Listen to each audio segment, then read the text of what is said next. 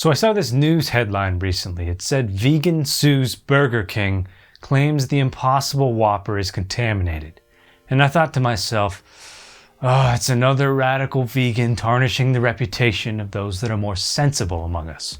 Here's the scoop. Burger King began selling the Impossible Whopper in August of 2019. Now, being the first meatless burger offered by the fast food chain and being introduced during the explosive rise of plant-based meat worldwide, the company's 2019 third quarter revenues have been steadily on the rise, in large part due to the plant-based burger's arrival onto the menu.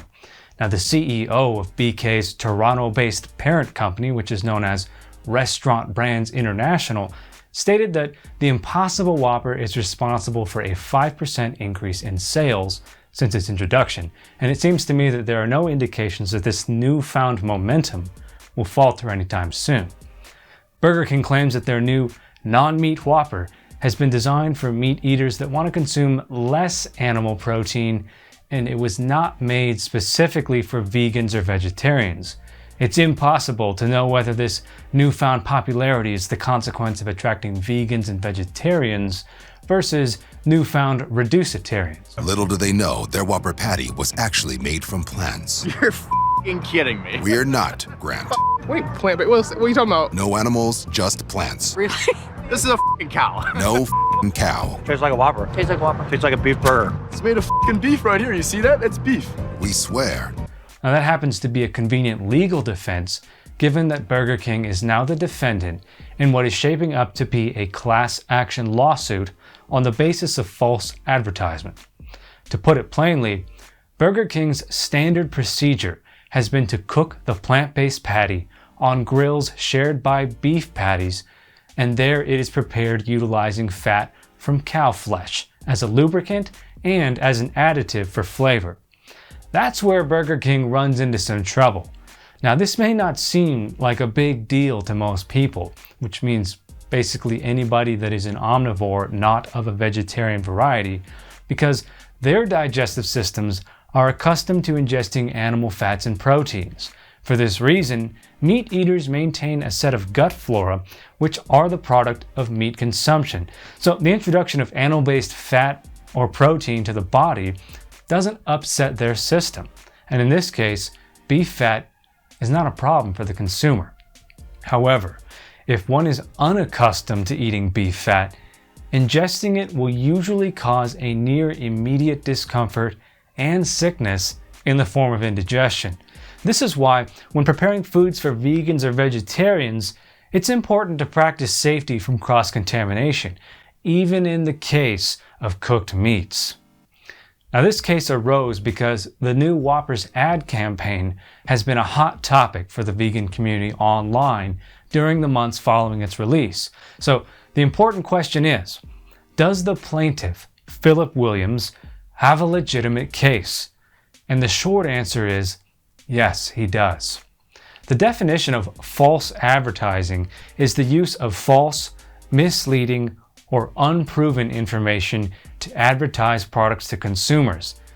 In the United States, where this is all happening, it's the role of the Federal Trade Commission to first identify cases of false advertising and then, if and when found guilty, move to enforce the law. And while it's fair to say that the Impossible Whopper isn't specifically marketed to vegans and vegetarians, as BK's spokespeople have often stated, and it is also okay to claim that the product is 100% Whopper, it is definitely not, and in fact it is scientifically inaccurate, to state in marketing material that the product is 0% beef, because it's just simply not true. A patty with 0 milligrams of cholesterol, 17 grams of protein, 100% Whopper, and 0% beef. We know it's impossible to believe. The Impossible Whopper. Lies! Making this a class action lawsuit could amplify the case, and there are countless first-hand witnesses that would be willing to testify, thereby lending their experiences to the prosecution. So, what's my opinion on all this? As I said already, when I first saw the headline, I thought to myself, oh gosh, here we go again. Another far-left example of radical veganism sabotaging the reputation and merits of the plant-based movement. I wish these guys would just tone it down a bit so that the mainstream would stop viewing vegans as radical and intolerant. But then I did some more surface level research and realized this is actually grounds for a legitimate legal argument. These folks know what they're doing, and I kind of admire the cause. Let me explain. If this were some small family-owned business that was just trying to sell burgers and at the same time was reducing animal slaughter and meat consumption, I would be totally against the lawsuit for obvious reasons.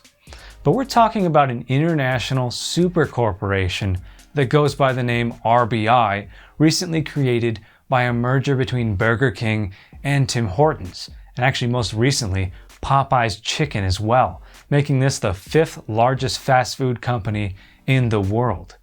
I know from experience that machines like that are on a quest to devour as many resources as possible and are very seldom driven by ethics or humane treatment of people or animals. And I'm also the sort that likes to side with the underdog.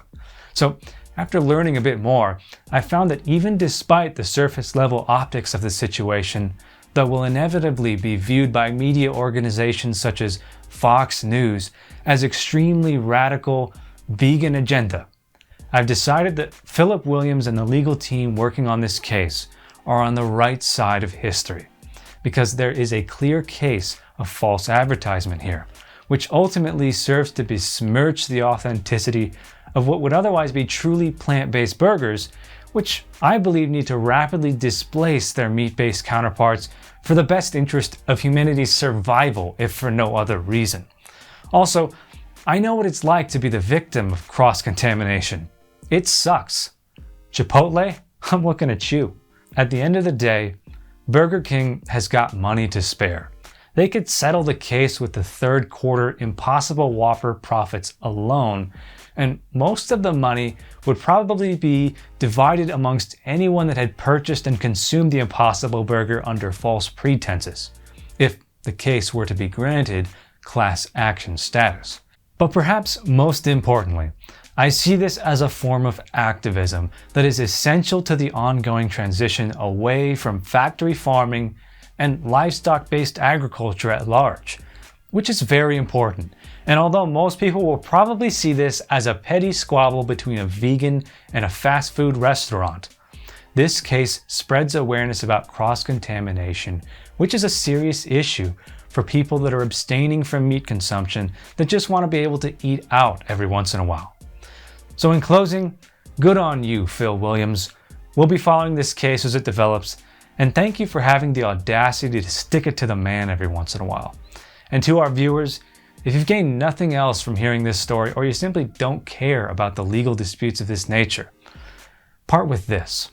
If we can take away anything, it is clear and self-evident that society is gradually consuming less meat. And that's a win for us all. Thank you for watching, and I hope you've enjoyed this short summary of what is shaping up to be a very interesting lawsuit. Subscribe to the channel and stay tuned for all of your reducitarian needs going forward.